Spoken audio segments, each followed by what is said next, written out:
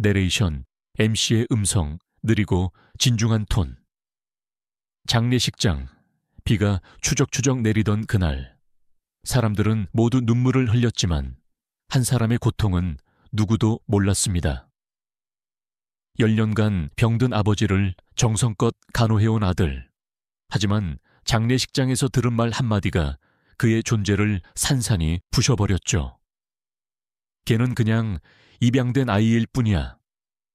누군가에게는 스쳐 지나가는 말. 하지만 누군가에게는 인생 전체를 뒤흔든 진실이었습니다. 그리고 그날 이후 그는 진실과 마주하게 됩니다.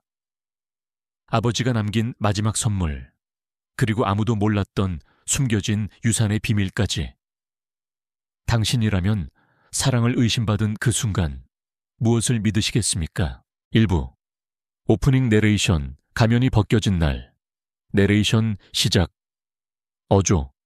차분하고 낮고 사색적인, 그러다 긴장감에 따라 점점 날카로워짐.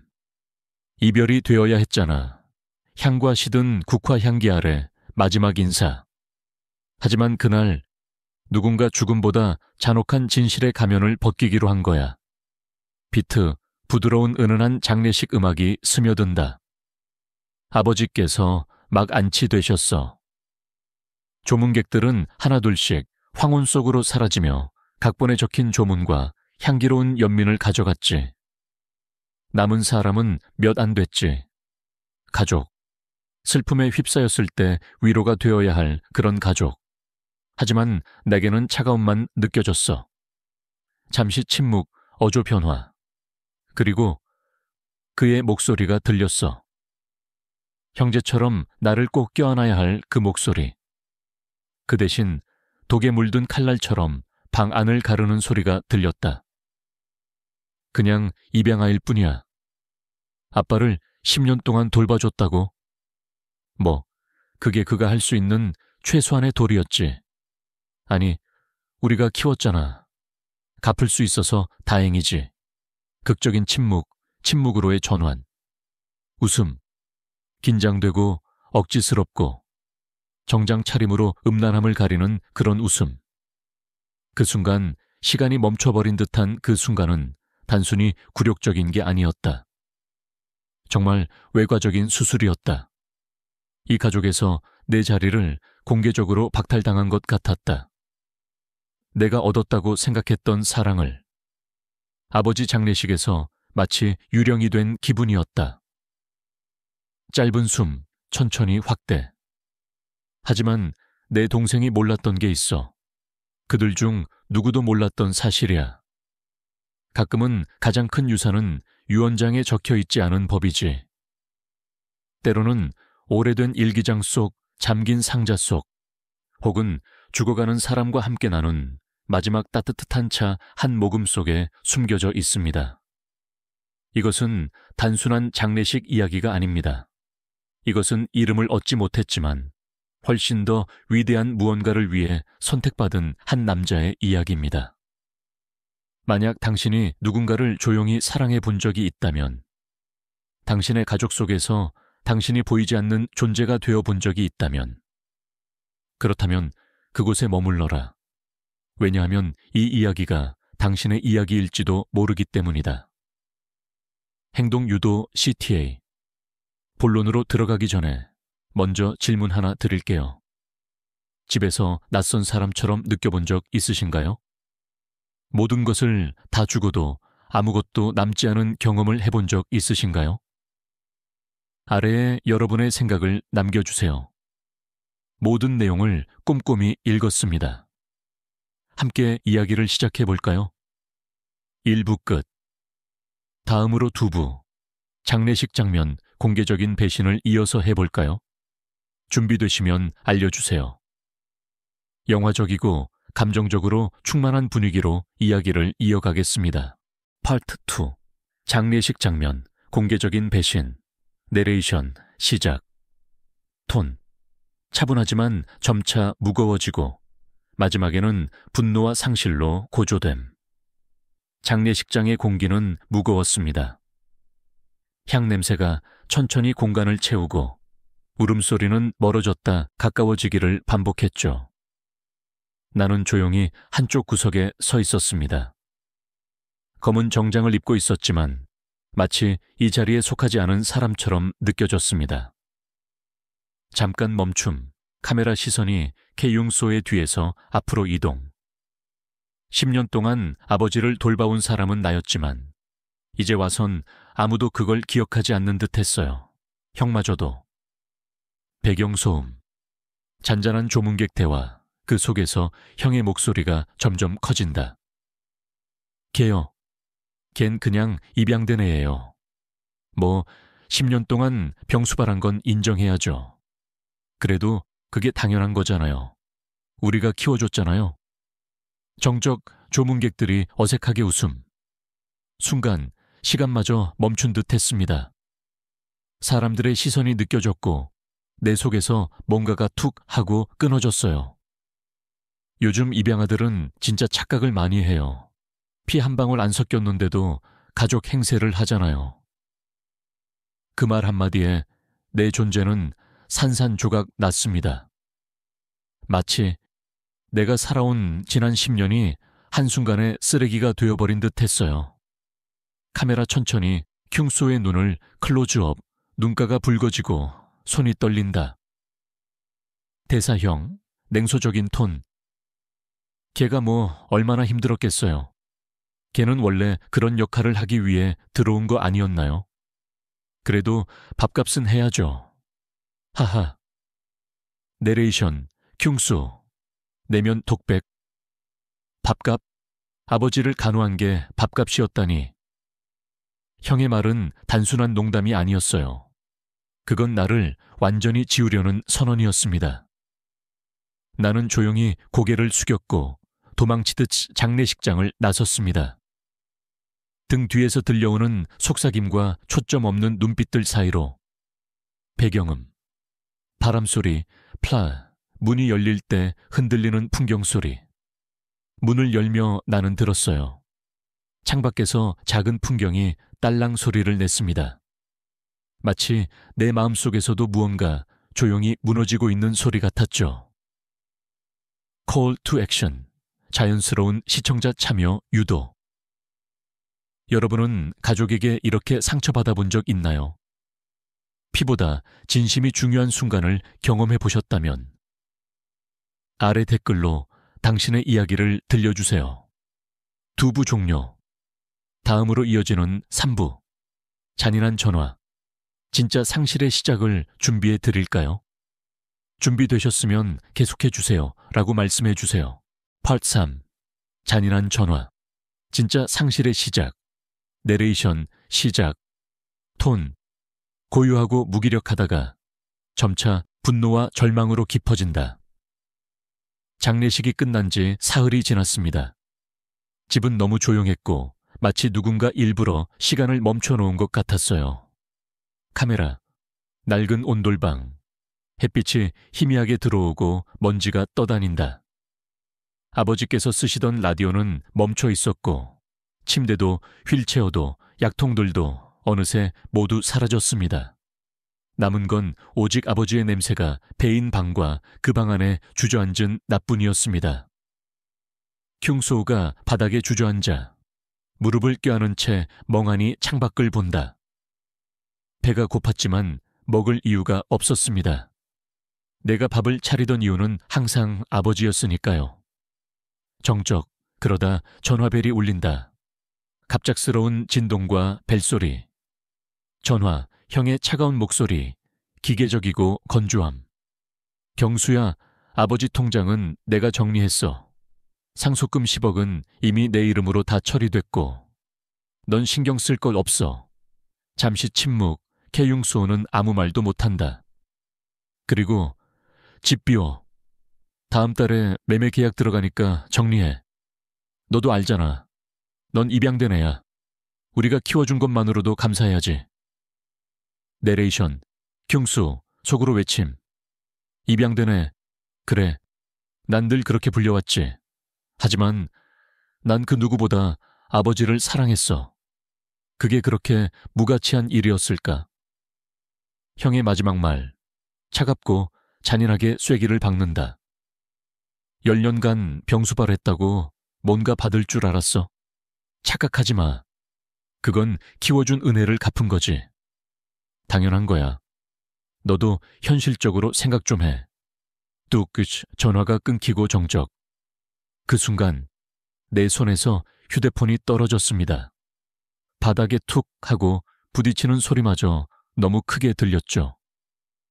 카메라. 큐웅소가 천천히 몸을 웅크리며 울음을 터뜨린다. 눈물이 나왔습니다. 분노 때문도 아니고 억울해서도 아니었습니다.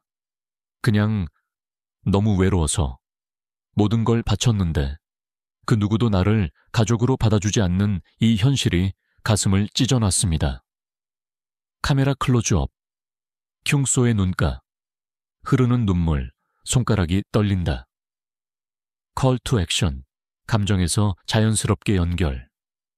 혹시 당신도 누군가에게 너는 우리 가족이 아니야 라는 말을 들어본 적 있나요?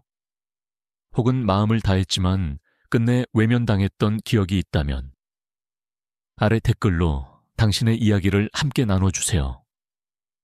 3부 종료. 다음은 파트 4. 비밀스러운 만남, 뜻밖의 이름, 김철호로 이어집니다. 파트 4. 비밀스러운 만남, 뜻밖의 이름, 김철호 내레이션. 시작. 돈, 무기력에서 점차 혼란, 그리고 미세한 희망으로 변화. 형의 전화를 받고 난 뒤 나는 오랫동안 그 자리에 앉아 움직이지 못했습니다. 고개를 들 용기도 눈물을 닦을 힘도 없었죠. 화면. 천천히 흐르는 오후 햇살. 먼지가 떠다니고 시계 초침 소리만 또각또각. 그렇게 얼마나 시간이 흘렀을까. 어느 순간 나는 무작정 집 밖을 나섰습니다. 마치 뭔가로부터 도망치고 싶었던 것처럼요. 장면 전환. 조용한 카페. 창밖으로 가을 잎이 바람에 흩날린다. 나는 익숙한 동네의 한적한 카페에 들어가 식어버린 커피 앞에 앉았습니다. 하지만 아무 맛도 느껴지지 않았어요. 손가락 끝으로 테이블을 무의식적으로 두드리는 케융소, 멍한 눈빛. 그때 전화벨이 울렸다. 발신자 표시 없음. 순간 가슴이 철렁했지만 어딘가 이상하게도 이번 전화는 받아야 할 것만 같았습니다. 흉소, 조심스럽게 전화를 받는다. 정적 후 낮고 정중한 남성의 목소리. 전화 속 인물, 이 변호사. 차분하고 품격 있는 톤. 안녕하세요. 경수 씨 맞으시죠?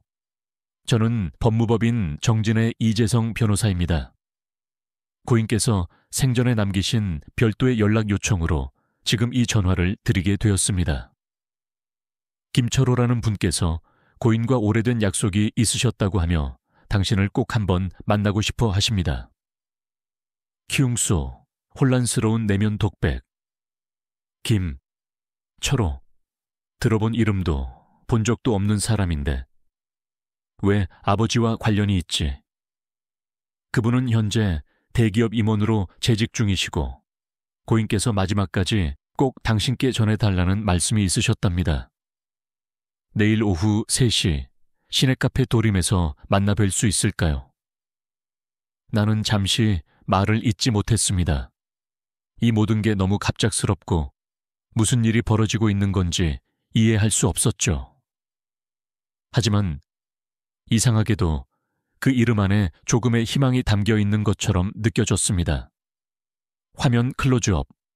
흉소의 눈빛, 멍한 혼란 속에 아주 미세한 빛이 스며든다. Call to action. 감정 흐름에서 자연스럽게 이어짐. 여러분이라면 그 전화를 받았을 때 어떻게 반응하셨을까요? 모든 걸 빼앗기고 나서 다시 손 내미는 누군가가 나타난다면 믿으시겠어요? 아니면 더 의심하시겠어요? 당신의 생각을 댓글로 남겨주세요. 4부 종료. 다음은 드디어 파트 5. 드러나는 과거. 아버지의 또 다른 얼굴 K융소우가 김철호를 직접 만나고 자신이 몰랐던 아버지의 숨겨진 인생과 첫 번째 충격적인 반전을 마주하는 장면입니다. 파 5. 드러나는 과거. 아버지의 또 다른 얼굴. 내레이션 시작. 톤. 신중하고 조심스러우며 점점 감정이 복받쳐 오름. 다음날 오후 3시. 나는 약속된 장소, 시내의 조용한 카페 도림으로 향했습니다. 마음속은 여전히 복잡했고 솔직히 반신반의하는 마음도 컸습니다. 카메라, 카페 외관, 창밖에서 비치는 가을 햇살과 흔들리는 나무잎. 그런데 이미 한 남자가 그곳에 앉아 있었습니다. 단정한 정장 차림, 나이를 가늠하기 어려울 만큼 젊지만 묵직한 인상. 눈빛은 깊고 무언가 오래된 이야기를 품고 있는 듯했죠. 흉소가 조심스레 다가가자 남자는 자리에 일어나 정중히 인사한다. 김철호, 정중하고 따뜻한 톤. 혹시 경수 형님이신가요? 반갑습니다. 저는 김철호라고 합니다. 아버님과는 20년 넘게 인연을 이어왔습니다. 내레이션, 흉소, 속으로. 20년? 내가 모르는 아버지의 인연이 그렇게 길었다고? 김철호는 조심스럽게 명함을 건넨다. 명함엔 X그룹 상무이사 김철호.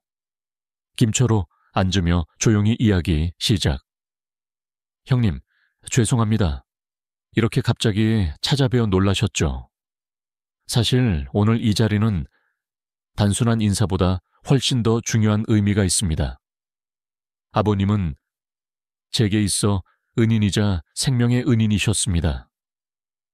어린 시절 저희 가족은 함경돼서 피난을 나와 서울 변두리에서 힘겹게 살고 있었습니다.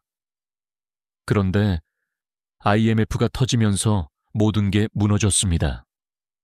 어머니는 병원에 입원했고 저는 3일을 굶은 채 PC방에서 쓰러졌습니다. 그리고 아버님이 저를 발견하셨습니다. 화면. 과거 회상씬. 어린 김철호가 초췌한 모습으로 쓰러져 있는 모습. 김철호, 목소리가 떨림.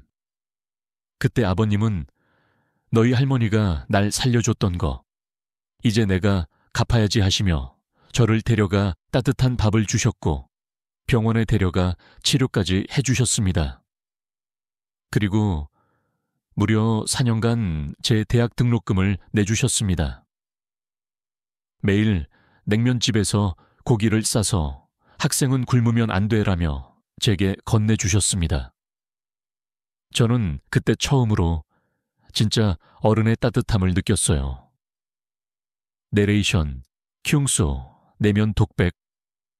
아버지, 그런 이야기를 한 번도 하신 적 없었잖아요. 눈가가 젖어들기 시작하는 K흉소, 손이 떨린다. 김철호, 진심 어린 말투. 형님, 저는 지금의 제가 있을 수 있었던 건 모두 아버님 덕분이라고 생각합니다. 그래서 아버님이 편찮으시다는 이야기를 들었을 때 가슴이 찢어질 듯 아팠습니다. 그리고 늘 감사한 마음으로 뭔가 보답하고 싶었습니다. 그 말을 들은 순간 내 마음속에서 무언가가 꺼지듯 조용히 흔들렸습니다. 형은 나를 밥값 하러 들어온 입양하라 했지만 아버지는 말없이 조용히 누군가의 인생을 지탱해온 사람이었습니다. 그리고 그 따뜻함을 이제서야 나는 처음으로 들었습니다.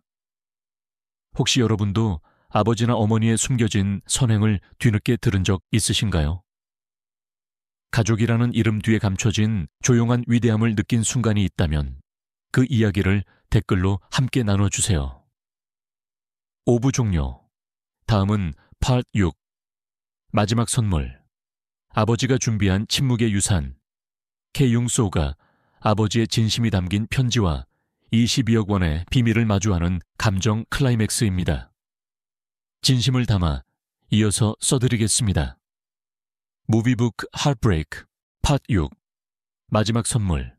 아버지가 준비한 침묵의 유산. 내레이션 시작. 톤. 고요하면서도 깊은 감정이 밑바닥에서 차오름. 울컥하는 감정선을 살리며 김철호 씨와의 만남 이후 나는 밤새 잠을 이루지 못했습니다. 아버지가 남에게 베풀었던 선행, 그리고 그 누구에게도 말하지 않았던 삶의 이면이 자꾸만 머릿속을 떠나지 않았죠. 화면. 어두운 방 안 큐응소우가 아버지의 낡은 사진첩을 꺼내 바라보고 있음. 그분은 내게는 무뚝뚝한 사람이었지만 다른 이들에겐 인생을 바꿔주는 사람이었더군요. 다음 날 변호사 사무실로부터 도착한 한 통의 편지, 카메라. 흰 봉투 위에 고9. 이병기 선생님의 뜻에 따라 전달됩니다. 라는 붉은 도장이 찍혀 있다. 손끝이 떨렸습니다. 이 안에는 그가 나에게 남긴 마지막 말이 담겨 있겠죠. 편지를 조심스럽게 연다. 송글씨로 또박또박 쓰인 글씨가 화면에 클로즈업. 아버지의 편지, 보이스 오버 로 내레이션, 담담하면서도 따뜻한 톤. 경수야, 이 편지를 네가 읽고 있을 때면 난 이 세상 사람이 아니겠지. 미안하구나. 한 번도 너에게 따뜻하게 대해주지 못해서. 사람들은 피가 섞여야 가족이라 하지만 나는 너를 처음 본 순간 이 아이는 나의 아들이 될 운명이라 느꼈단다. 네가 울며 밥을 챙기던 밤들, 병원에서 약을 받으며 몰래 훌쩍이던 너의 뒷모습을 나는 다 알고 있었다. 하지만 말하지 못했단다.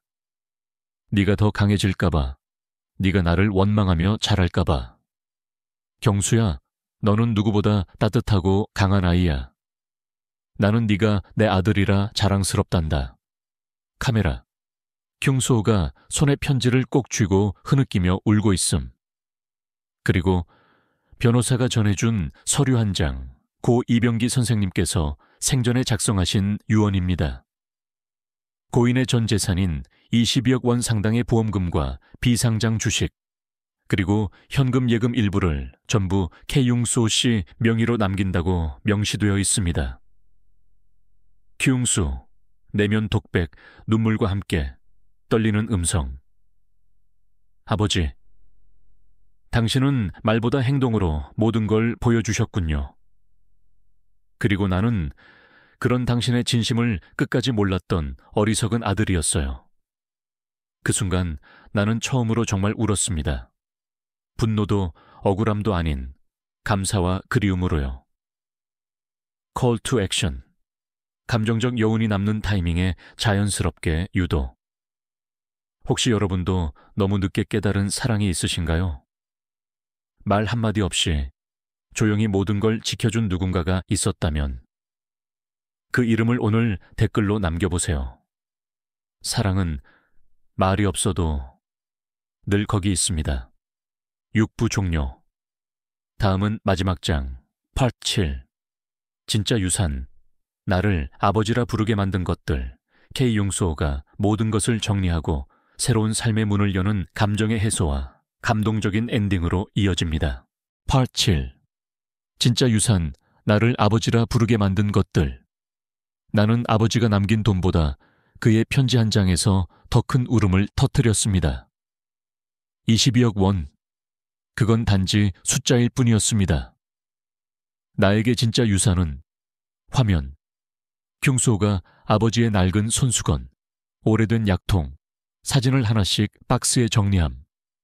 그가 내 곁에 있어준 시간, 나를 지켜봐준 눈빛, 그리고 끝내 말하지 못한 사랑이었습니다. 며칠 후 집을 정리하며 카메라. 비어가는 거실. 벽에 걸린 아버지의 낡은 시계가 째깍째깍. 집을 떠나는 마지막 날, 나는 문 앞에 고개 숙여 인사했습니다. 아버지, 저 이제 당신의 아들로서 살아가겠습니다. 그리고 1년 후, 장면 전환.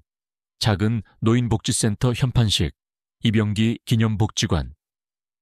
나는 아버지의 이름을 걸고 노인복지센터를 설립했습니다. 누구도 홀로 병들어 고통받지 않게, 누구도 조용히 외면당하지 않게. 아버지가 그토록 조용히 해왔던 일들을 이젠 내가 이어가고 싶었습니다. 장면. 흉수호가 노인에게 식사를 나눠주며 미소 짓는다. 아이들과 웃고 있는 모습. 아버지, 당신이 떠난 자리에 나는 따뜻함을 심고 있습니다. 당신의 방식대로, 조용하지만 분명한 사랑으로. 마지막 내레이션, 카메라 천천히 줌아웃, 일몰이지는 풍경. 사람들은 말합니다. 진짜 유산은 돈이라고. 하지만 나는 압니다. 진짜 유산은 어떤 순간에도 나를 아들이라 생각해준 그 마음. 여러분에게 진짜 유산은 무엇인가요? 당신이 잊지 못할 사랑, 말없이 지켜준 한 사람의 마음이 있다면 지금 댓글로 남겨주세요. 사랑은 때로 침묵 속에 가장 크게 울립니다. 7부, 이야기 종료. 감사합니다. 이 이야기는 누군가의 가슴에 오래 남는 고요한 울림이 되었기를 바랍니다.